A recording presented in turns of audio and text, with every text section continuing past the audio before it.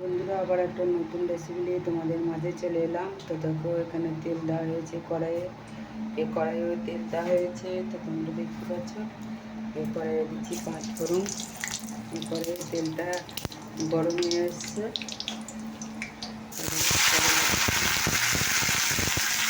দেওয়ার জন্য করে পাতলা পাতলা করে করলা কেটেছি। আর এখানে তোমার দেবো পরিমাণ মতো নুন আর একটু হলুদ। ঠিক আছে, তো চলো সেদিকে পাঁচফোড়নটা হয়ে যাচ্ছে। তো দেখো, বরবটি আর আলু আছে। আলু দিকে দেখো, বেগুন দেবো যখন মশলা কষা হয়ে যাবে, জল দেবো, তখন বেগুনটা দেবো। বুঝেছি বন্ধুরা, এখন আমি দেবো না। তো চলো এবার নেড়ে দিচ্ছি।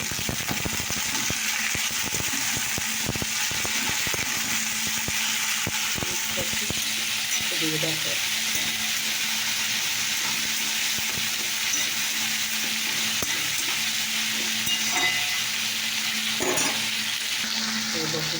এখানে নিয়ে দেবো হলুদ দিয়ে দিলাম, পরিমাণ মতো নিয়ে দিয়ে দিলাম। যেমন খাবে তোমরা সেরকম দেবে। আমি যাতে চিকেনটা নাও খেতে পারো, সেটা তোমার ব্যক্তিগত ব্যাপার। কতটা চিনি খাবে না খাবে সেটা তোমার ব্যাপার।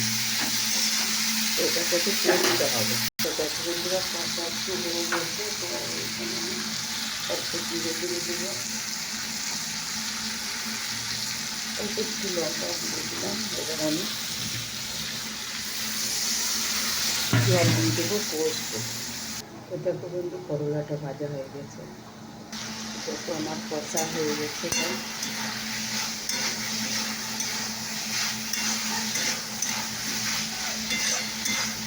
তাই কষা হয়ে গেছে বলে জল দিয়ে দেবো। জল দিয়ে দিলাম। এদিকে দেখো, বেগুনটাও আমি দিয়ে দিলাম। বেগুনটা তেলের উপরে রাখলে পরে বেগুনটা একটু পোকা ছিল, বুঝেছো। কেটে কেটে বাদ দেওয়া হয়েছে, তো সেই জন্য বেগুনটা দিলাম না। তো এবার আমি ঢাকা দিয়েছি। তো দেখো বন্ধুরা, আমার তরকারিটা এবারে দেখতে পাচ্ছি রেসিপিটা হয়ে এসছে। দেখো, আলু কিন্তু করতে হয়ে গেছে। এটা বেশি একটু ঝোল ঝোল করবো না, কারণ একটু আটা আটা করবো। দেখো তরকারিটা হয়ে গেছে, দেখতে পাচ্ছি।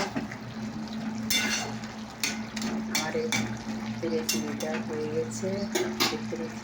এটা এদিকে দেখে চা হয়ে গেছে, লাল চা করেছি। এবার ছাঁকবো, চাটা হয়ে গেছে।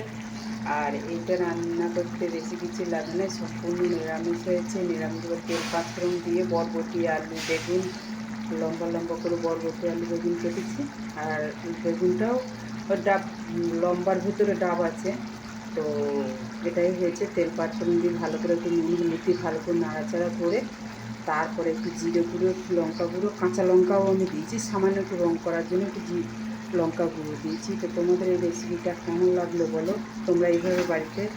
তারপরে একটু জল দিয়ে এটা মশলা করে, দেখতে পাচ্ছ কত সুন্দর একটা মাখা মাখা তরকারি রেসিপি হয়ে গেছে। তো কেমন লাগলো অবশ্যই কমেন্টে জানিও।